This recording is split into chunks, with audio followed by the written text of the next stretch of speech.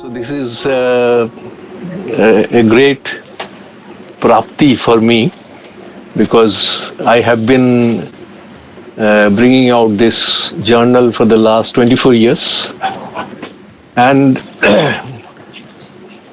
relating Shakespeare with Sri Aurobindo was not thought of in the past. Although we had K.R. Srinivas Iyengar and K.T. Setna, some of the leading scholars who interpreted and linked Shakespeare with Sri Aurobindo, but they saw Sri Aurobindo as a critic of Shakespeare. But I found that Sri Aurobindo is not just a critic of Shakespeare, but there is a whole body of aesthetics centering, basing on Shakespeare's Shakespeare's identity. Shakespeare, he sees Shakespeare as a metaphor, as a great identity. And Shakespeare comes also in his discussions on the Upanishads. And people think that Sri Aurobindo only spoke of Shakespeare in the future poetry. But that is not true. In future poetry, he does speak of Shakespeare as a critic, but in the Upanishads, he brings in Shakespeare as a mighty metaphor of life. And this life, he interprets this as there is an inner of the outer. In Shakespeare, there is an inner of the outer. And Sri Aurobindo, not that he did it for the first time, because Carlyle and others, they also spoke of this. The plastic dial watch was Carlyle's metaphor for his soliloquies.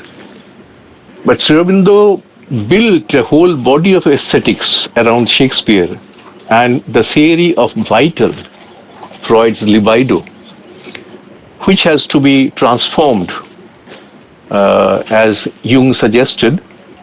And he saw it in deconstructing Freud in 1912.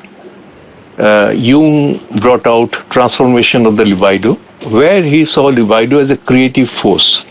And Sri Aurobindo took up from Jung in 1914 when he started writing The Life Divine.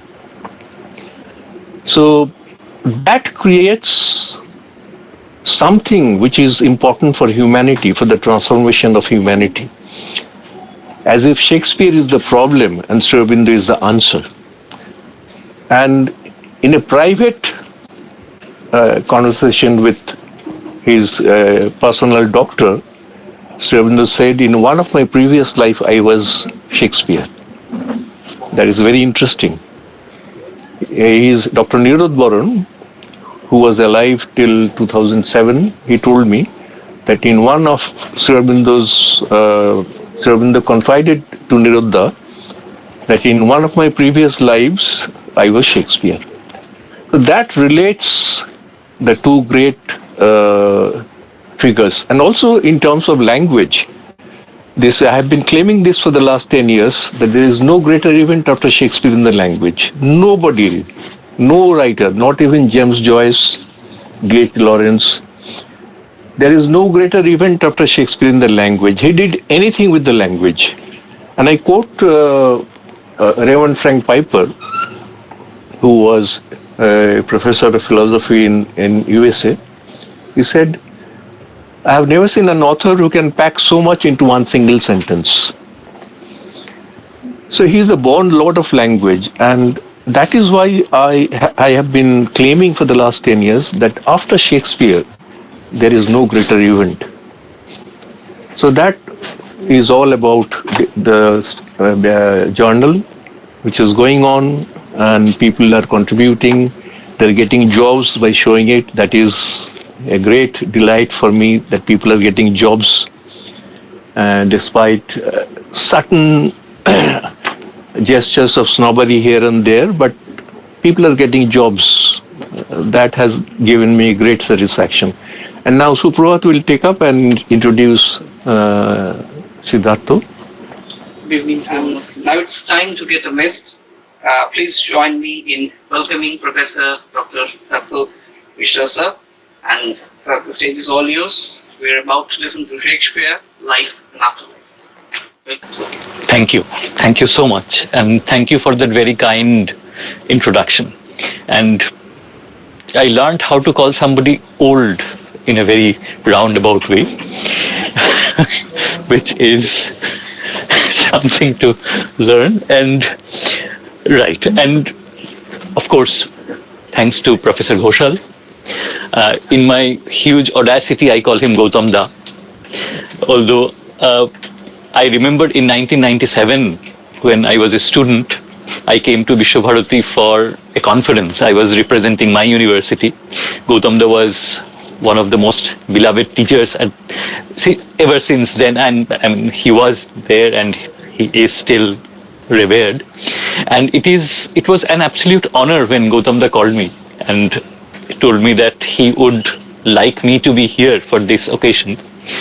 And of course, no one can say no to Goutam Da. I mean, it's not quite possible. So when he said, and he was so kind that he said that whenever it's convenient for you. And Poila Boishakh in Shantiniketan is something which people look forward to. So that chance I took quickly. Now, the problem that he put me in was that he told me that you have to speak on Shakespeare. Now, whenever, I don't know how many of you have studied English lit, but the moment you say that I am studying English, everybody will say, oh, Shakespeare, right? As if there is nothing else in the thing. And this is the thing, I thought, what can I speak about? What can I speak on? Because I am not an expert on Shakespeare. There are other experts. And then I thought maybe I should speak about performance. And then I found out that I know very little about performance. So the thing that struck me was that let's then talk about what I know. And what do I know? Very little, but of that, I am a reader of Shakespeare. So as a reader, as all of you, we are all readers of Shakespeare. So let's talk about Shakespeare from that particular angle. And the afterlife bit will come, not in a very spooky way, but in a very academic way. And I kind of remember, I belong to a time when television wasn't there. Not in a popular way. It was there on the planet, but not in Kolkata as yet. And slowly it came into being.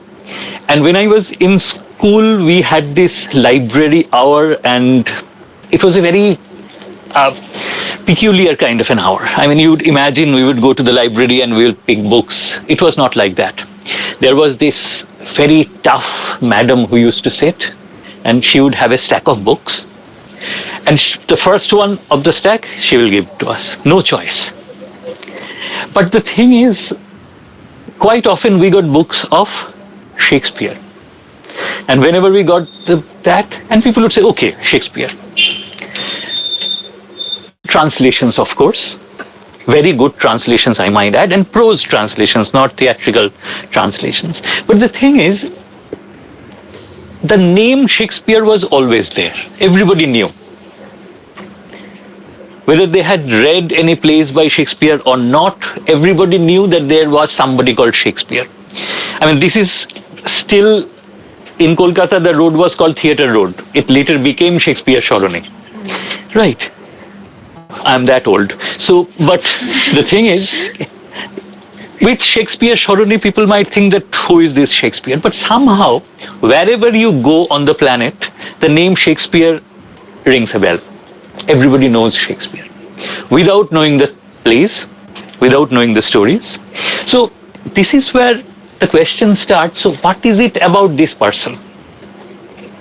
I firmly believe that it's an aside, since we're talking about theatre, that if we were the colonizers, people would also know of Rabindranath in the similar way.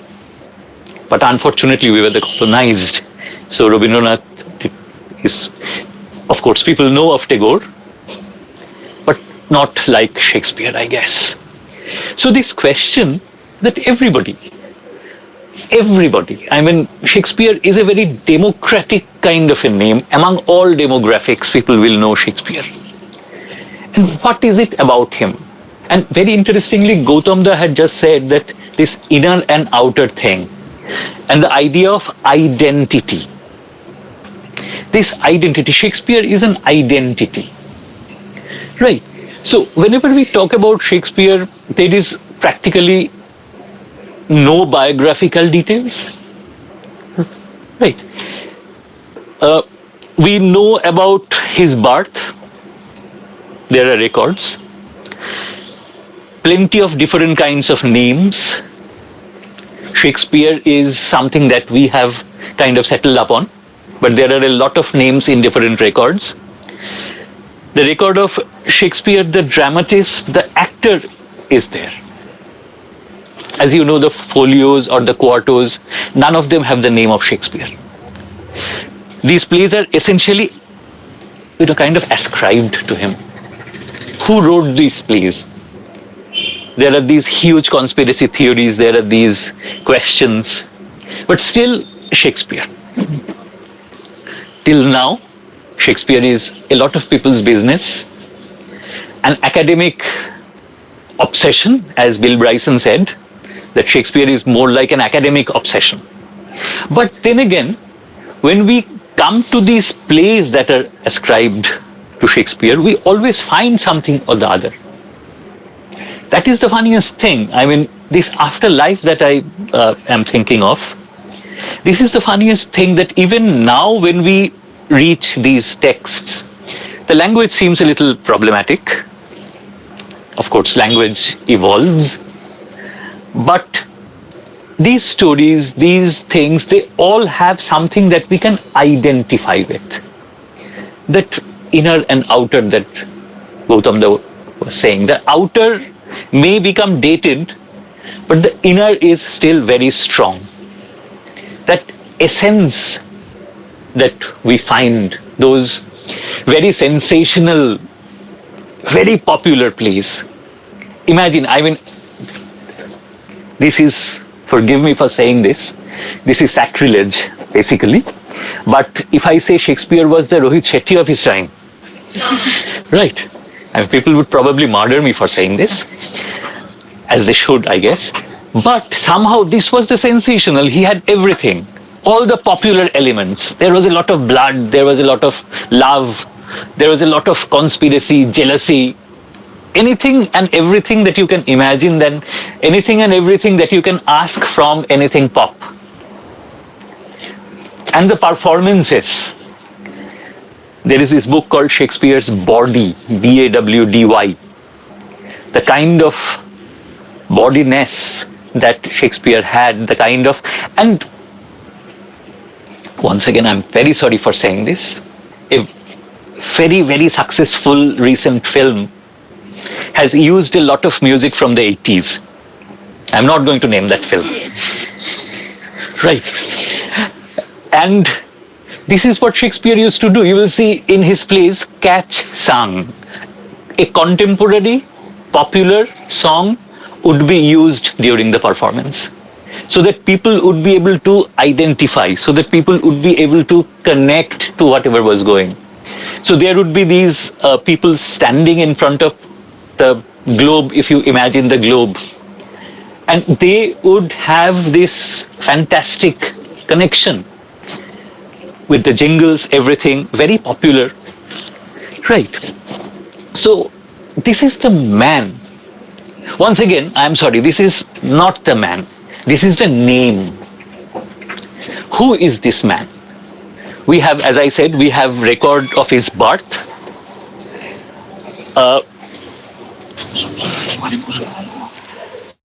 I am not entirely sure about the whole name. Please, please, hello.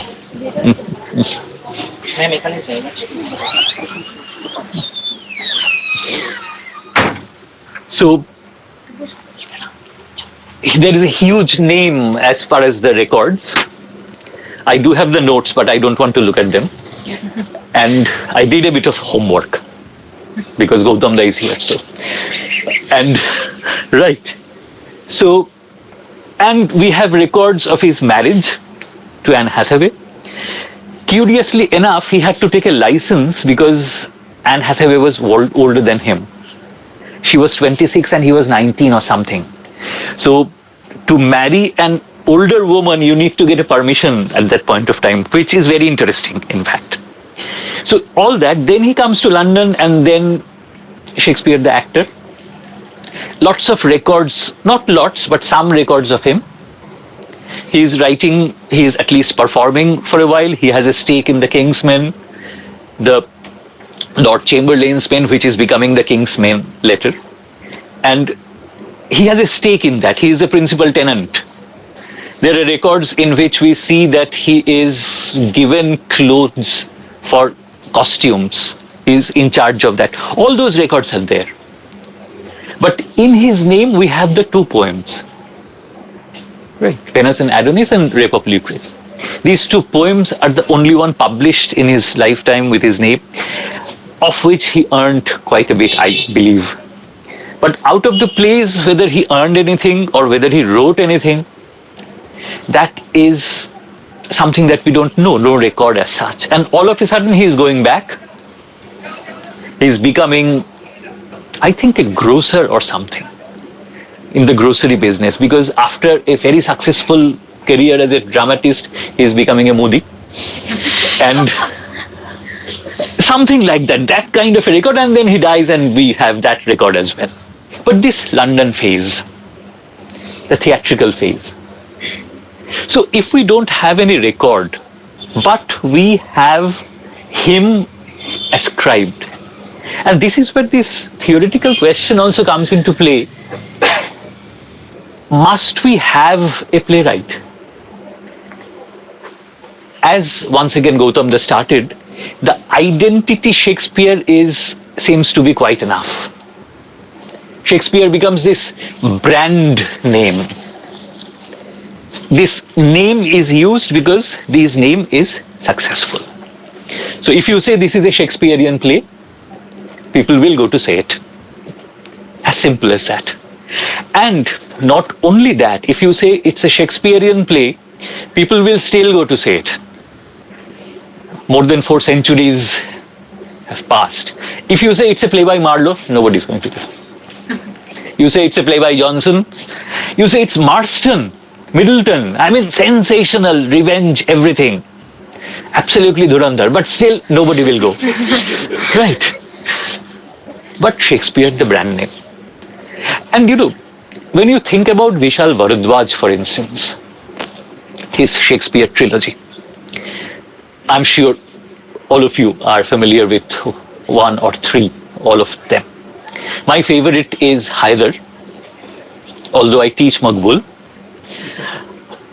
I stay away from Omkara. I don't know why. It's a personal kind of a thing. But this is a question that I mean, if you have seen Maqbul, Maqbul stands on its own very well. It's a brilliant film. The iconography is so exquisitely brilliant. Omkara has its good things, I guess. Hyder is fascinating. All of them, as films by themselves, they're all good. So why do we need Shakespeare? Why must they be borrowed? I mean, Shakespeare himself was borrowing from everything under the sun. Of course, because he borrowed from these things, we have these stories. I don't think we would have read Stowe or Holinshed at all. But thanks to Shakespeare, we have access to. But when I say Shakespeare, let me remind you once again, I'm not referring to any person. I'm referring to that brand, that bracket. Because if you look at the history plays, there is one Shakespeare. If you look at the romantic comedies, one, then romantic tragedies, there is a progression. But when we come to the later dark comedies, and they once again become somewhat different. Linguistically, they're the same. You can kind of understand that it's the same team that is looking at this. But there are subtle changes. But then again, biographically, people would say that happens. To digress a little, I have not seen the film yet, but Hamnet is a big sensation now. Because we know that he had twins, Judith and Hamnet.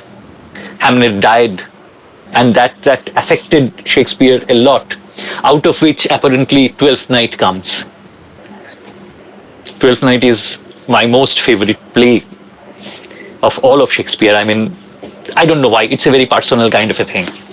So, and that is why I translated Twelfth Night as well. It was a very difficult task, but I loved it. Unfortunately, those books, I don't know whether they are available or not. Yeah. They are. available. They are. Okay, great. The publisher is not particularly happy with the outcome, but once again, I'm not looking at a publisher right now, but anyway, so the thing is, coming back to the point, this sequence of events and this obsession, even with Shakespeare and yes, Vishal Bharadwaj. So why the name of Shakespeare? Maqbul, for instance. He is bringing Shakespeare down. I mean, he is bringing Macbeth down to a level which I think is very problematic. Because Macbeth is a tragedy. We know Macbeth. So we see Macbeth, the great soldier. We see Macbeth, the person who is killing the king. We see him becoming king. And then we see him fall, etc., Lady Macbeth, so on and so forth. That heroism, the great soldier who falls and who becomes great again at the end when he says that I will not surrender, I will not yield, I will fight. The clothing imagery, you know, this is basic UG stuff. That he gives up his royal clothes and he takes up his soldier's clothes. He becomes Macbeth again. That is where he becomes a hero once more. Can we say that of Maqbul? Maqbul is a gangster. He is a gunda to begin with. So if he is killing his boss, that's to be expected basically. I mean, you can't really imagine there would be a lot of loyalty, etc. I mean, the story gives us a lot of elements to appreciate. But the point is, this fall, he brings him down to a level in which heroism, in a very classical sense, is impossible. It cannot be a tragedy. And as you see, in Maqbul, the tragedy is on a personal level. I mean, tragedies, of course, will be on a personal level. But it's Maqbul's personal tragedy. It doesn't have, I mean, in Macbeth, we had Scotland involved. We had the greater politics involved. The whole country was involved. But in Maqbul, it's not like that. It has to be about the child at the end. That is where our sense of redemption comes into play. That he seems to be redeemed. So, but the point is, if Bharadwaj wanted to tell the story, he could have. Why Shakespeare? Because the moment you say Shakespeare, a new market opens up. Because Shakespeare still sells. The moment he says that this is an adaptation of Shakespeare, Mone Kinkini will go. And I'll tell you why she will go. Just to find faults. That's what all of us will do. In fact, I'm sorry. No. Not to bring her into this. But we will go, we in the business, those of us who are in the business will see, let's go. We got something. Okay. So, sale will increase. Then there would be this number of people who would think of this, oh, Shakespeare. তাহলে তো ভালোই হবে. Because, well, we are in a post-colonial kind of a phase, so something British sells. But then again, not everything. I mean, if you had said that this is Shaw, nothing. But this is Shakespeare, because people know of Shakespeare. So they will go. This added thing. So what is Shakespeare doing to us? Taking our money still. Right. And this whole idea of this phenomenon It's a phenomenal thing. You cannot think of anybody else. I mean, in uh, our zone of existence, Rabindranath has a similar thing. If it is something to do with Rabindranath, we all will flock, whether it's Rituparno or whoever later, hopefully not Srijit, but then there would be something. If Rabindranath is touched, we'll see, right. But that is our emotional connect. What about Shakespeare? And these biographical things, when Tom Stoppard is writing Shakespeare in Love, there was another person involved, Tom Stoppard and somebody else, I've forgotten, just skipped my mind. So Shakespeare in Love, and it's a brilliant film. If you have not seen it, say it, because it will make you understand the time. Although chronology is absolutely destroyed in that particular thing, but it's a wonderful film. It's very Tom Stoppard. I mean, you cannot take it seriously. If you take it seriously, if you think of it as historical, then you will be in a huge lot of trouble. But it's a brilliant film. Once again, our obsession with Shakespeare. And there is another film that I will refer to. It's called Anonymous. Because there is this huge conspiracy theory that Shakespeare did not write any of the plays. It was Edward de Vere, Earl of Kent. There are other theories as well, that it was basically somebody from the aristocracy who wrote all these plays, and since the aristocracy could not be associated with the stage, that writer, and in our patriarchal mindset we always think of a man who has written this, we will never think of a Lady Kent or somebody. So this Earl of Kent who has written this, and he comes to one of that, I think he comes to Green in the film, he comes to Green first and offers him the place. Green refuses, but Shakespeare, as it is shown in the film, which is, it's not a very good film, but it's very interesting for us, right? And Shakespeare is this actor who is rather stupid, who cannot read and write. He picks those up and he kind of sells it in his name. And there is this huge thing in the film, which I don't believe in giving spoilers. And I cannot give you spoilers because I don't remember the film entirely. So the thing is, this is the conspiracy that, because we are still thinking of this man. And I think Rola Barth would be very happy if he heard this discussion, that the author is absolutely irrelevant here. And we are talking about this phenomenon, this brand name. But the question that I can come back to is that how come this very sensational, these plots, how are they still relevant? What is this inner and outer? And when I was a student, I remembered this.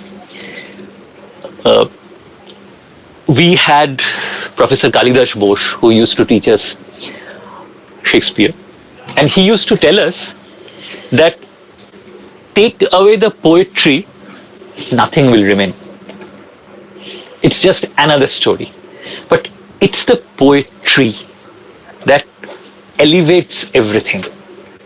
And you know, when people talk about Shakespeare, when I had translated Shakespeare, I had to mention this in the introduction, that a lot of people ask that why are some parts in prose and then some in poetry? Because it's very simple, that whenever somebody gets very emotional, they start speaking in poetry. Because prose, as some people believe, cannot carry emotion that well. So that poetry, and I mean, the Tomorrow and Tomorrow speech. Sri Aurobindo has also focused on his poetry. Right. Because that is poetry and character. And poetry is revealing the character. Absolutely. That is what they think. That if you think about Macbeth, and there is this story that Macbeth did not have that Tomorrow and Tomorrow soliloquy. And this actor said that I need something here, otherwise I cannot bring Macbeth up to. Macbeth, it's like a sine curve. You like him, you dislike him, you like him, you dislike him. And if you look at the places where you actually like him, I mean, there is not much to like, actually. He kills his king. He's too cowardly to go back and do that. He makes Lady Macbeth do all the dirty work, literally dirty work. Then when Lady Macbeth needs him, he's too busy. I mean, men. So, and then when she dies, he says, there is no time. It doesn't, I forget those lines, but... She couldn't write. She couldn't write. Right. So thank you. So, but the thing is, at certain times, he will give these brilliant bits of poetry. And the tomorrow and tomorrow and tomorrow speech, apparently the actor had demanded it and Shakespeare goes back and just writes it. And it was kind of a later edition. That of course is apocrypha. We don't know how true that is. But these poems, if you think about Twelfth Night, that what is loved is not hereafter, present mirth and present laughter, what's to come is still unsure. So all these lines, when they come in through a lot of characters. And these characters, I mean, if you are familiar with Twelfth Night, if you look at the character of Este, you will see how wonderful. Of course, Twelfth Night is a very problematic play. Whether to call it a comedy, it's like at the last moment it becomes a comedy because it has a positive ending. Because the potential is tragic. As people say that Shakespeare is too upset with, too lost in Hamlet's death.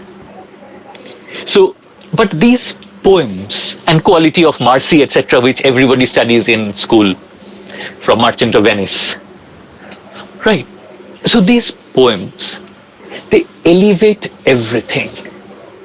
And they give us these ideas, they allow us to connect with everything. And the other thing that is very significant, if you would ask me, is the sense of context that we have. This would be my last point. I'll speak for about 10 more minutes. Suppose we talk about Macbeth, because Macbeth is, everybody knows Macbeth, whether they have read the play or not. Right, they know Macbeth, and thanks to Wikipedia, everybody knows everything now. But Macbeth, what happens in Macbeth? We have a king called Duncan, bad king. Right, worst, inefficient king, because if you are a good king, then people do not attack you. The fact that everybody is attacking Scotland at that time means that you are a weak king. So it's basically Macbeth and Banquo who are saving the day. Not much loyalty. We knew primogeny and Tanistry both were available then. So he could have said that let Macbeth be king, but he does not. Nepotism. So Malcolm, who is basically one of the, worst possible candidates for king. I'll explain why. So whatever happens, Duncan is killed and Malcolm and Donalbain, they run away immediately. Not for any good reason as such, but that is history. We can't really argue with that. Then what does Malcolm do? He goes to England. There is this king called Edward the Confessor who is there. Anybody who is called a confessor cannot be a good person, because that means he has to confess a lot. Right. So, what kind of politics will take you to your neighboring country who has been eyeing your country for a long time and ask for military help? Military help is expensive. So if a king is spending all of money for you, be very scared. Scotland is still a colony. And Malcolm very successfully brings in the English army. Please come. Right. Because I do not have the courage to go back and challenge Macbeth. So any king who actually voluntarily brings in a foreign army on its soil and killing his own countrymen, the Englishman is fighting the Scottish army. So can you imagine? This context is there. Shakespeare is not saying it's there, but it's very much there. That understanding.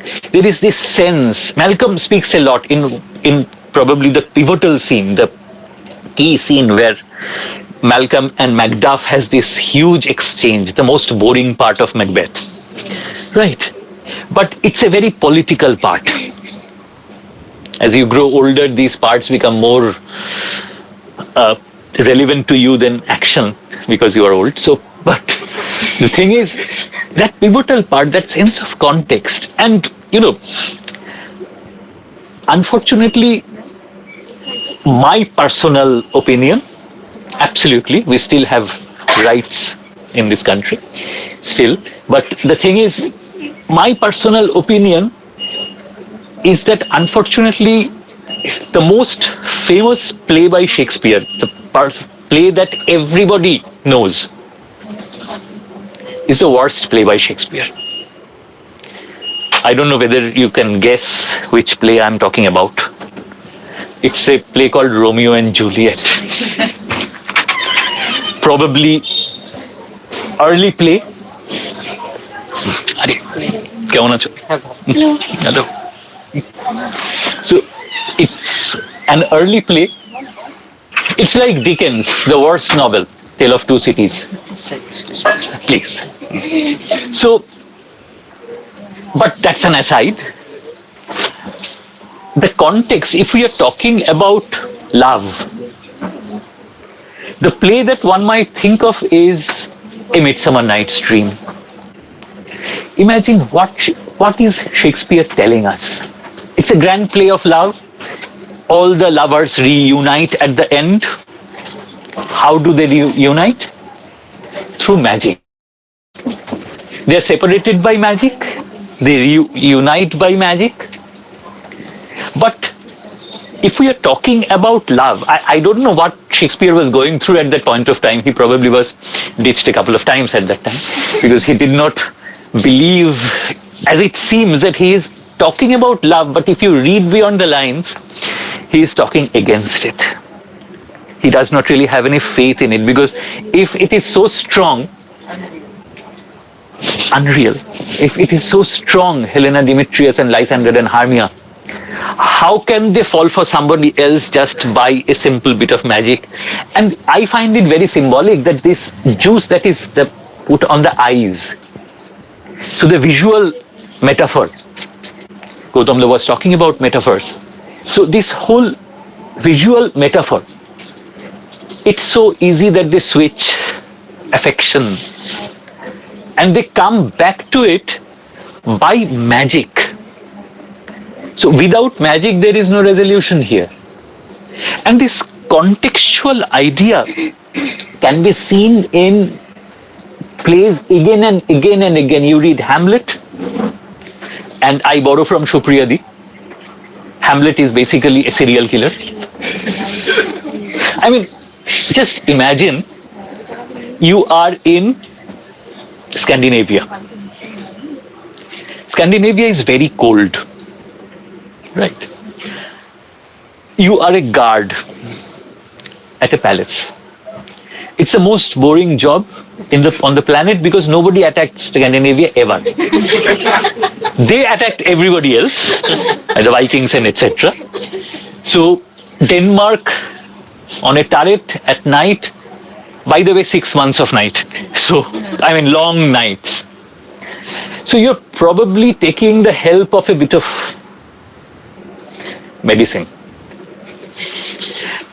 And with that influence, the king has recently died, apparently under suspicious circumstances. So is it really a surprise that you are seeing the ghost of the king?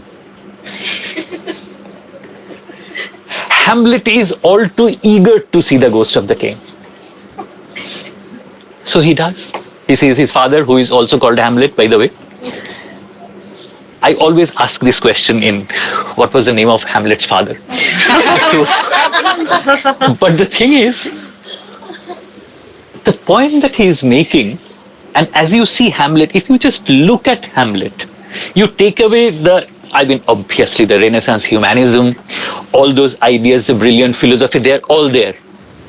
I'm not taking anything away. I'm not trying to say that Hamlet is anything less.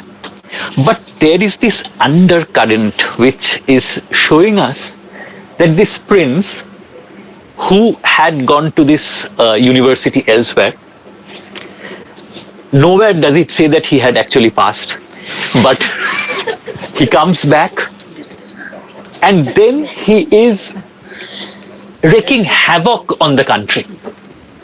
What is he doing to Denmark? He is killing everybody. I mean, it's a crime what he does to Ophelia. Once again, when he says, "Nymph in thy horizons, let my sins be remembered," all those are very well. We kind of forget what he is through these poems. Right. But he basically pushes her to suicide. He kills Polonius and there is absolutely no remorse.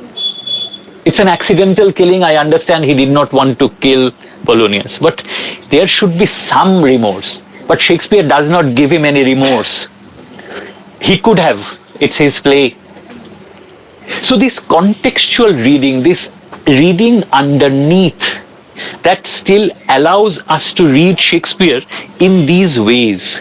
And that is what this brand value, that is the idea, the identity of Shakespeare.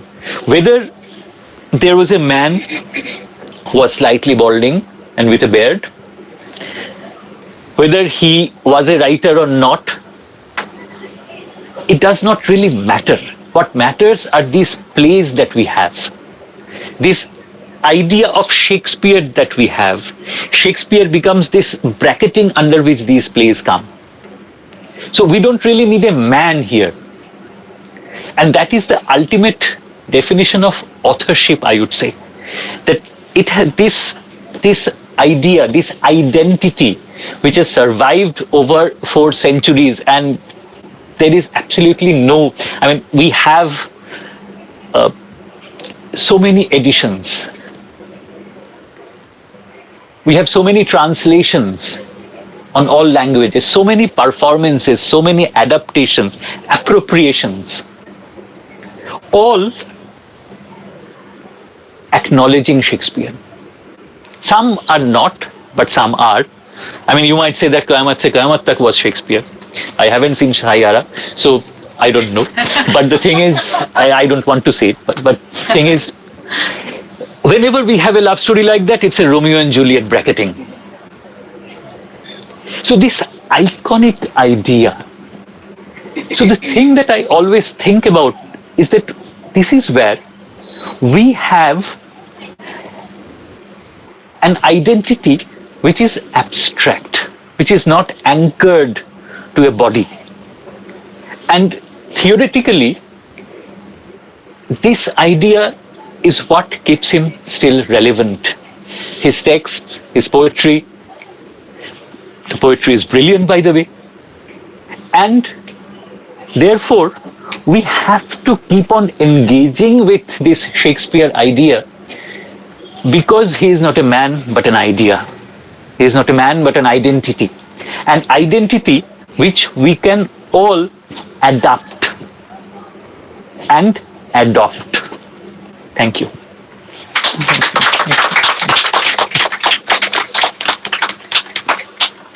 Time for the release of the jar of. Yes, of course. So,